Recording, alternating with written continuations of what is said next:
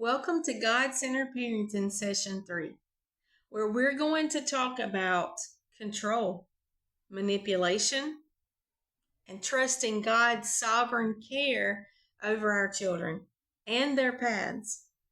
And we're going to learn how to lean not on our own understanding, but in all of our parenting ways, we're going to learn to trust on Him. For He is the one who is sovereign over every detail in our children's lives. And I had to learn that personally. In this session, I'm going to share a little bit about my own personal family, my own personal life lesson in learning to trust the sovereign power of God. Now, all of my days of parenting, all of my parenting days began at the very first few days that I knew that I was pregnant with my first child. I remember sitting in the floor after I had found out that I was pregnant for the very first time and crying out to God, Father, I do not know how to be a good mom. Teach me how, God. Lead me. And to the best of my ability, I did all that I knew to do. But I learned that there came a day when my children would not be so much under my thumb. There come a day when my children would leave the nest.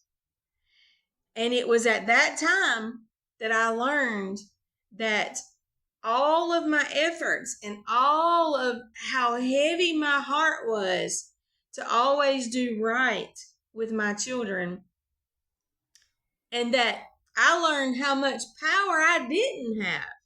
But I also learned through a terrible, hard time, life lesson, how it was so important to trust in God's sovereignty when I couldn't be there.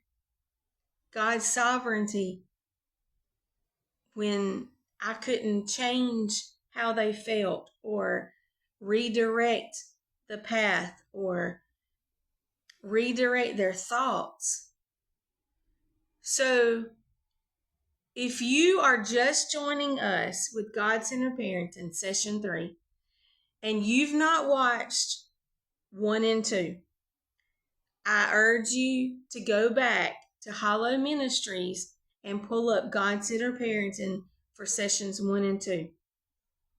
Start there. Hang with me. Session 3 is going to be tough. I warned you in Session 1 that along this path of God-centered parenting, we would hit some hard times.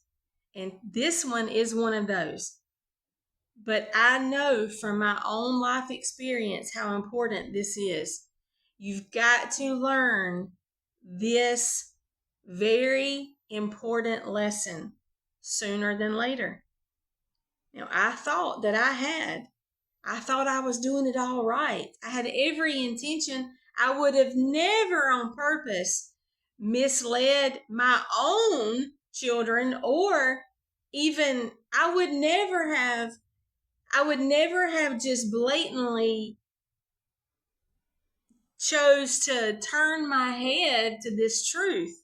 And I pray that you do not either. I just didn't know. I did the best that I could. But today, you have an opportunity to learn this now. Now, it's going to take some humbling.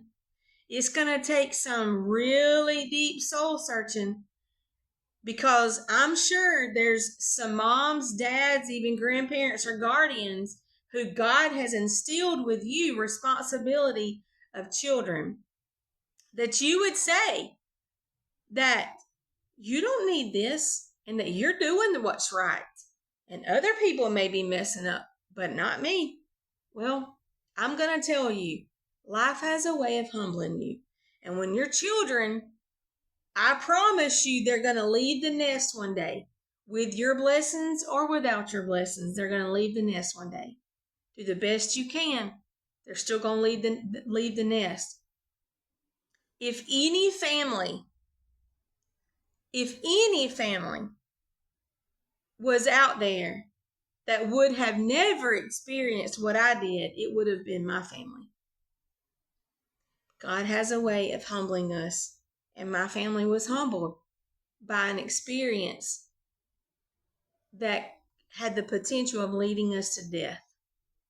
So I pray that you hang with me, that you are humble enough to say, wow, I'm thankful for this truth. I'm thankful for this now.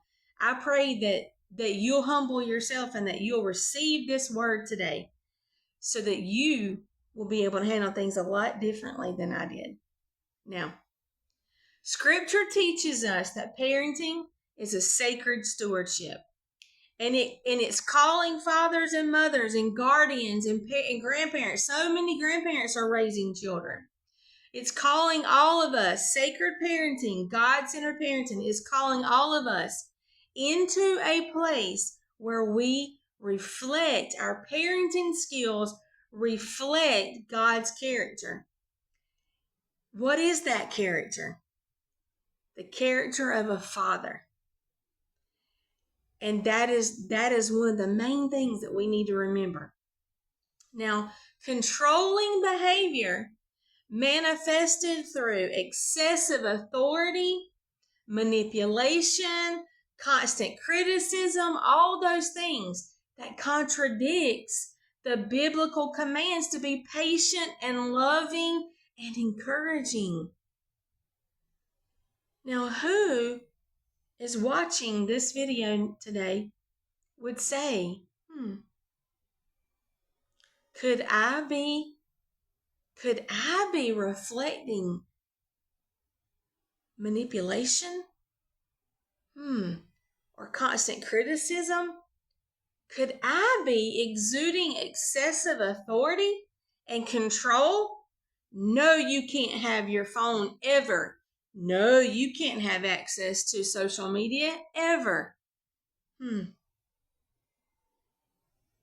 Hang with me.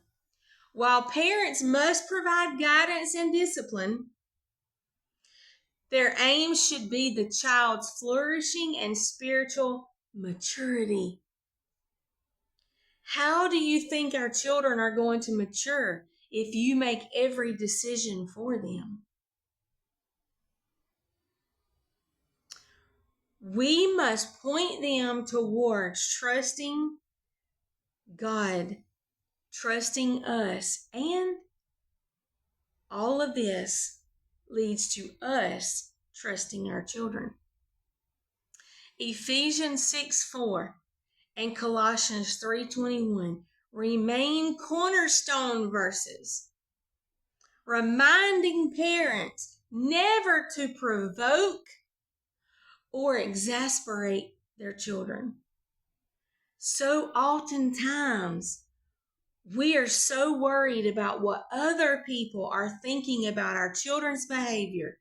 Too many times, we are so concerned about how our children are going to behave or in front of other people and what those other people are going to think about our families.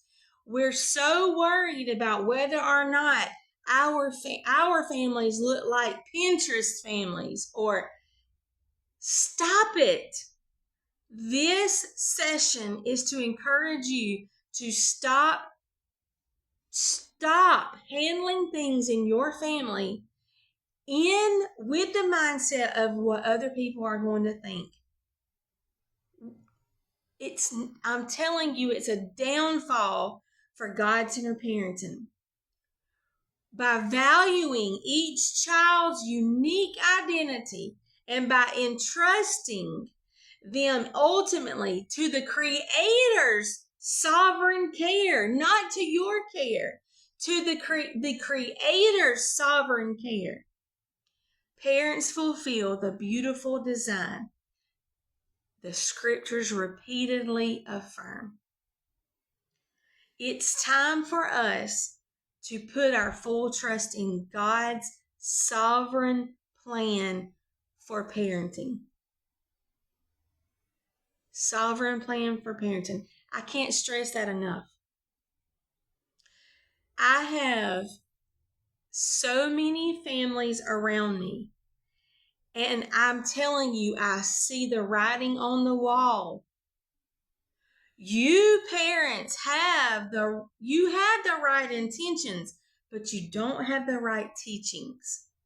And through God-centered parenting sessions, if you will humble yourself, submit, totally surrender to this biblical principle, saying, you don't know it all, parents, neither did I. Lay it all aside and be willing to say, God, teach me. I am not perfect. I don't know the right way. I have the best intentions, but I need your teachings. Hang with me through the next few sessions. We're going to learn together. We're going to bear it all. I'm going to share it all. I'm going to share. My children are grown men today with their own families. Are they perfect? No. And I pray they're listening too. I pray that they will humble themselves and learn as we grow together. Such balanced and loving parenting honors God, and it nurtures the next generation to likewise honor Him in faith and in life. That is the whole purpose. That is the whole purpose for God-centered parenting. Will you hang with me? Will you take the next few days and say, God, I trust you. You led me to God-centered parenting. You led me onto this path. Will you please humble yourself and submit to these teachings? Will you please surrender and say, I don't know it all. I have a heart and intentions of doing right. Teach me, God, and let's learn together.